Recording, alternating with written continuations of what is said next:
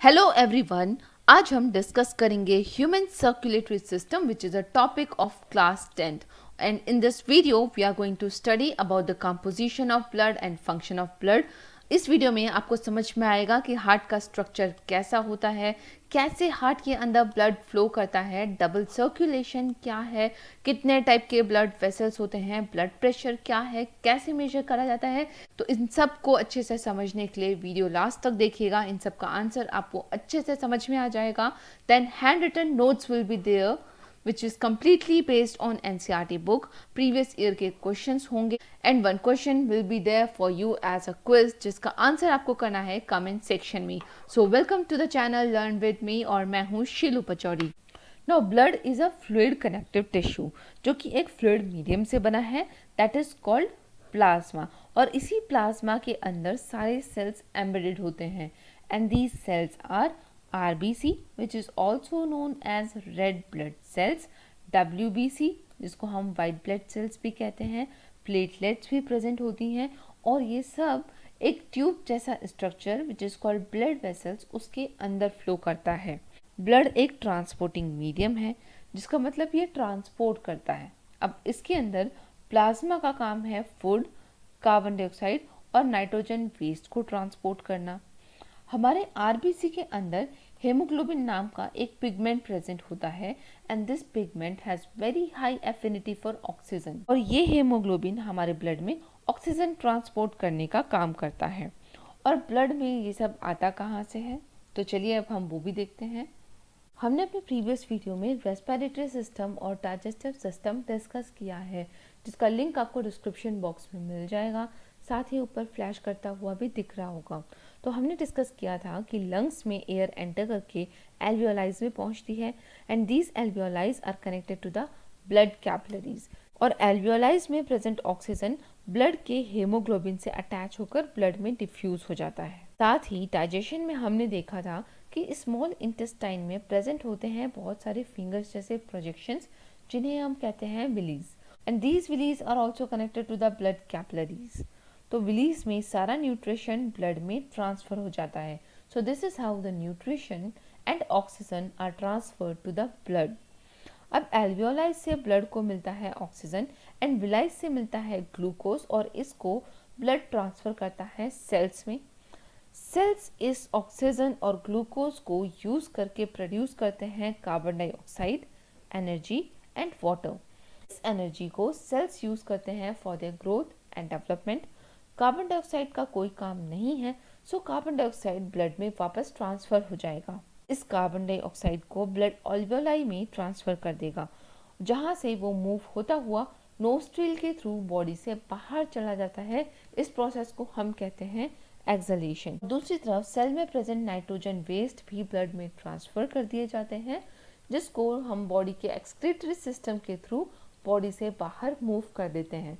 So this is how blood transports oxygen and nutrient to the cells और carbon dioxide और nitrogen waste को cell से बाहर transport करने का काम करता है ब्लड। तो अब इस ब्लड को ज़रूरत है किसी ऐसे पंप की जो इस ब्लड को बॉडी के हर पार्ट्स तक पहुंचाने में हेल्प करे and that pump is our heart. So heart is a pumping organ in our body. So now let us discuss about the structure of our heart. Heart is a muscular organ और इसका size हमारे fist के बराबर होता है। अब आपको पता होगा हार्ट का काम है ब्लड को पंप करना और ब्लड में ऑक्सीजन और कार्बन डाइऑक्साइड दोनों प्रेजेंट होते हैं, तो इन दोनों को अब सेपरेटली पंप करना पड़ता है जिसकी वजह से अब हार्ट के पास ऑक्सीजनेटेड और डीऑक्सीजनेटेड ब्लड को पंप करने के लिए सेपरेट चैम्बर्स होते हैं। हार्ट का लेफ्ट साइड ऑक्सीजनेटेड ब्लड को पंप करने का काम करता है and the right side of the heart pumps the deoxygenated blood. Now the left side of the heart has left atrium and left ventricles. तो टू चैम्बर्स यहाँ पर present होते हैं। सिमिलरली राइट साइड में भी right atrium and right ventricles are present. तो in total हमारे heart के पास होते हैं 4 chambers, 2 on the left side that is left atrium and left ventricle, 2 are present on the right side that is right auricle and right ventricle. एक और चीज़ यहाँ पर ध्यान रखनी है कि आर्ट्रियम की वॉल्स थिन होती हैं और डेलिकेट होती हैं जबकि वेंट्रिकल्स की वॉल थिक होती हैं। अब थिक क्यों होती हैं? क्योंकि वेंट्रिकल्स को बॉडी के हर पार्ट पे ब्लड ट्रांसफ़र करना है, इसलिए वेंट्रिकल्स के वॉल थिक होंगे in comparison to the walls of the atrium. Lungs से ऑक्सीजनेटेड ब्लड लेफ्ट आर्ट्रियम में एंटर करता है थ्रू द पाल्मोनरी वेन्स, और जब ब्लड एंटर करता है तब आर्ट्रियम रिलैक्स्ड होती हैं ताकि वो सफिशिएंट अमाउंट का ब्लड रिसीव कर सकें। Once they have collected the blood, the walls of the atrium will contract, और कॉन्ट्रैक्शन की वजह से अब जितना भी ब्लड आर्ट्रियम में है वो वेंट्रिकल्स में ट्रांसफर हो जाएगा। लेफ्ट आर्ट्रियम और लेफ्ट वेंट्रिकल के बीच में यहाँ पर कुछ वॉल्स प्रेजेंट होते हैं जिनका काम है to prevent the back flow of the blood left ventricle से लेफ्ट आर्ट्रियम में ब्लड वापस एंटर ना करें। ये काम इंश्योर करते हैं वॉल्स। अब जैसे ही लेफ्ट वेंट्रिकल्स ब्लड रिसीव कर लेंगे तब वेंट्रिकल्स की वॉल कॉन्ट्रैक्ट होंगी। वेंट्रिकल्स के कॉन्ट्रैक्शन की वजह से अब ये ब्लड आउटा में ट्रांसफ़र हो जाएगा और वहाँ से ये बॉडी के डिफरेंट पार्ट्स को ट्रांसफ़र कर दिया जाता है। So this is how the body is pumped from lungs to the other parts of the body. Deoxygenated blood body से होते हुए हार्ट के राइट आर्ट्रियम में एंटर करता है थ्रू द वीना कावा। वीना कावा से अब ये ब्लड एंटर करेगा राइट आर्ट्रियम में, और ब्लड रिसीव करते समय आर्ट्रियम्स एक्सपैंड होंगी ताकि ये सफिशिएंट अमाउंट का ब्लड रिसीव कर सके। Once they have received the sufficient amount of blood, just like left atrium, इनकी वॉल्स भी अब कॉन्ट्रैक्ट होंगी। कॉन्ट्रैक्ट होने की वजह से अब ब्लड वेंट्रिकल्स में ट्रांसफ़र हो जाएगा।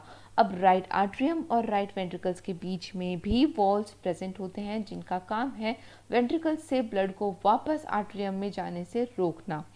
अब यहाँ से जैसे ही वेंट्रिकल्स ब्लड रिसीव करेंगे, वेंट्रिकल्स की वॉल्स भी कॉन्ट्रैक्ट होंगी, जिस वजह से ब्लड अब पल्मोनरी आर्टरीज के थ्रू ट्रांसफ़र हो जाता है लंग्स में, और लंग्स में डीऑक्सीजनेटेड ब्लड ऑक्सीजन को रिसीव करेगा और कन्वर्ट हो जाता है ऑक्सीजनेटेड ब्लड में, और ये प्रोसेस अगेन एंड अगेन चलती रहेगी। ना रेस्पिरेशन के बाद अब जितना भी कार्बन डाइऑक्साइड प्रोड्यूस होगा ये हमारे ब्लड में ट्रांसफ़र हो जाएगा and the blood will become deoxygenated blood. Now इस ब्लड को कैरी करके हार्ट तक ट्रांसफ़र करेंगे, वहाँ पर पंप होगा, और फिर पंप होने के बाद ये ब्लड अब लंग्स में आएगा। लंग्स में this blood is carrying carbon dioxide, जहाँ पर ये कार्बन डाइऑक्साइड एल्वियोलाइज में ट्रांसफ़र कर देगा और एल्वियोलाइज से रिसीव कर लेता है oxygen. Now this deoxygenated blood has converted into oxygenated blood, और बॉडी के अलग अलग पार्ट्स में ट्रांसफ़र होने से पहले ये ब्लड पंप होना ज़रूरी है, जिसके लिए अब ये ऑक्सीजनेटेड ब्लड जाएगा हार्ट में, जहाँ पर वो पंप होगा, और पंप होने के बाद now this blood will move to all the other parts of the body to supply the oxygen. इस तरह से ये प्रोसेस बार बार होती रहेगी। Now in the human beings we have two different kind of circulations. The first one is called pulmonary circulation and the second is called systemic circulation. अब दोनों में difference क्या है? Pulmonary circulation में lungs involved होंगी। कैसे? आइए अब इसको समझते हैं। जैसा कि हमने अब तक डिस्कस किया था कि हार्ट से डीऑक्सीजनेटेड ब्लड कहाँ एंटर करेगा? लंग्स में। लंग्स में प्रेजेंट होता है ऑक्सीजन, तो ऑक्सीजन को रिसीव करके अब ये डीऑक्सीजनेटेड ब्लड बन जाएगा ऑक्सीजनेटेड ब्लड, और ऑक्सीजनेटेड ब्लड बनने के बाद वो पल्मोनरी वेन्स के थ्रू लेफ्ट आर्ट्रियम में एंटर करता है। सो दिस मूवमेंट जहाँ पर लंग्स इन्वॉल्व हैं that is called pulmonary circulation. Now the second is systemic circulation. अब ये ऑक्सीजनेटेड ब्लड आर्ट्रियम से होता हुआ वेंट्रिकल और वेंट्रिकल से होते हुए आयोटा के थ्रू बॉडी के अलग अलग सेल्स या फिर ऑर्गन्स में ऑक्सीजन को सप्लाई करेगा, जहाँ पर हमने देखा था कि ये ऑक्सीजन ग्लूकोज के साथ कंबाइन करके रेस्पिरेशन की प्रोसेस के दौरान क्या प्रोड्यूस करते हैं?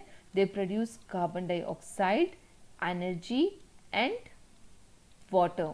तो ये जो कार्बन डाइऑक्साइड रिलीज होगा ये वापस ब्लड में डिफ्यूज हो जाएगा, जिसकी वजह से ऑक्सीजनेटेड ब्लड वापस बन जाएगा डीऑक्सीजनेटेड ब्लड। तो ये डीऑक्सीजनेटेड ब्लड अब मूव करता हुआ जब हार्ट में एंटर करता है through the right atrium, then this step is called systemic circulation. क्योंकि ये ब्लड अब 2 बार हार्ट से पंप होता है, इसीलिए हम इसको डबल सर्कुलेशन कहते हैं। यहाँ पर एक चीज़ ध्यान रखनी है कि हमारे हार्ट में इस राइट साइड और लेफ्ट साइड को सेपरेट रखना बहुत ज़रूरी है, ताकि ऑक्सीजनेटेड ब्लड को डीऑक्सीजनेटेड ब्लड के साथ सेपरेट करके रखा जा सके। अब ऑक्सीजनेटेड ब्लड और डीऑक्सीजनेटेड ब्लड को अलग रखना इसलिए ज़रूरी है ताकि हम बॉडी के टेम्परेचर को मेंटेन कर सकें। Now there are certain organisms which have a fixed body temperatures such as mammals and birds. इनका बॉडी टेम्परेचर फिक्स रखने के लिए इनको डीऑक्सीजनेटेड और ऑक्सीजनेटेड ब्लड को सेपरेट रखना पड़ता है, and as a result of which they have 4 chambered heart. Now amphibians and reptiles have 3 chambered hearts.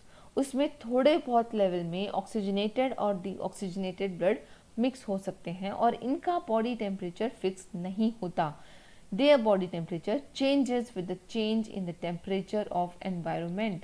इनका बॉडी टेम्परेचर चेंज होता रहता है बॉडी एनवायरनमेंट के टेम्परेचर के अकॉर्डिंग, इसीलिए हम इनको कहते हैं cold blooded animals.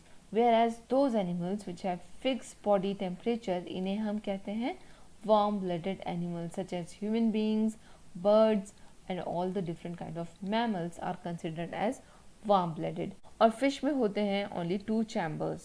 So the main transport system in the human being is a human blood circulatory system.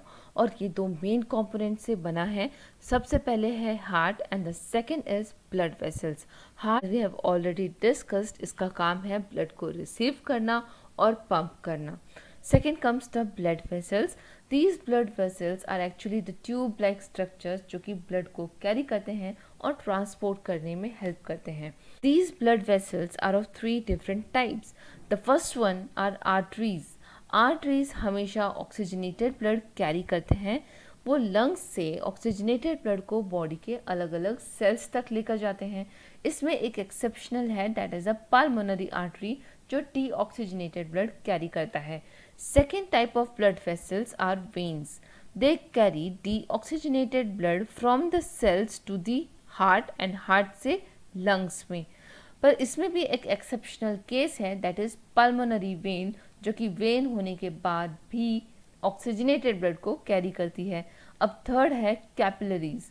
ये veins further subdivide होकर एक single cells thin layer बनाते हैं जिन्हें हम कहते हैं capillaries, and they facilitate the exchange of different materials such as carbon dioxide, food, oxygen, काफ़ी सारे salt, hormones, ये सब चीज़ें भी प्रेजेंट होती हैं ब्लड में जो सेल्स के साथ एक्सचेंज करनी होती हैं। तो जहाँ पर भी एक्सचेंज होगा वहाँ पर ये वेन्स और आर्टरीज सब डिवाइड होकर कैपिलरीज में चेंज हो जाती हैं। तो now let us discuss about the blood pressure. अब आपको पता है कि ब्लड हमेशा ब्लड वेसल्स के अंदर ही फ्लो करते हैं, and these blood vessels are actually a tube like structures. जब ब्लड वेसल्स में फ्लो करते हैं then it exerts a pressure on these wall of the blood vessels, और इस प्रेशर को हम कहते हैं ब्लड प्रेशर। हमेशा आर्टरीज में ब्लड प्रेशर ज़्यादा होता है in comparison to the veins जहाँ पे ब्लड प्रेशर कम होगा। Now these blood pressures are of 2 different type. It can be a systolic pressure or a diastolic pressure. तो systolic pressure is actually that pressure जब ventricles contract होंगे, तो ventricle के contraction की वजह से arteries में blood का जो pressure होता है that is called systolic pressure, जिसकी normal range है 120 mm. Whereas diastolic pressure is that pressure जब ventricles रिलैक्स होंगे तब हमारी आर्टरीज में जो ब्लड का प्रेशर होगा that is called diastolic pressure, जिसकी नॉर्मल रेंज होती है 80 mm. So this is all about the blood pressure. और ब्लड प्रेशर को मेजर करने के लिए we use a device which is called sphygmomanometer, and this is a hand written notes of this topic. इसके page numbers लिखे हुए हैं नीचे ताकि कोई कंफ्यूजन ना हो। I am quickly changing the slides, you can take the screenshot या फिर आप अपने नोट्स खुद भी बना सकते हैं। And now there are the questions which has been asked in the previous years, and now it's a quiz time. So the question is name the red pigment which carries oxygen in the blood. इसका answer करिएगा मुझे comment section में। अगर आपको video अच्छी लगी हो तो इसे लाइक और शेयर ज़रूर करिएगा। सब्सक्राइब करना मत भूलिएगा ताकि आने वाली वीडियोस आपको यूं ही मिलती रहें। Thanks for watching learn with me. तब तक के लिए बाय बाय, टेक केयर।